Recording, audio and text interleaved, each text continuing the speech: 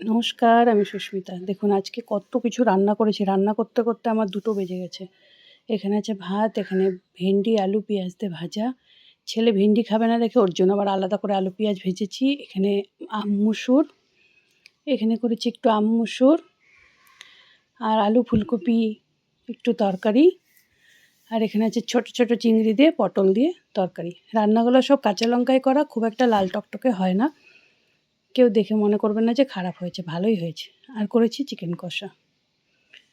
এত রান্না আজকে, কালকে রান্নাটা একটু করিনি, শুধু ডিমের ঝোল ভাত করেছিলাম। খাওয়ার কেউ অতটা ছিল না দুপুরে। আজকে রান্না করতে, করতে আমার ২টো বেজে গেছে। ঠিক আছে, কেমন লাগলো আপনারা অবশ্যই জানাবেন। আজকের মতন আসি, দেখা হবে আরেকটি ভিডিও নিয়ে।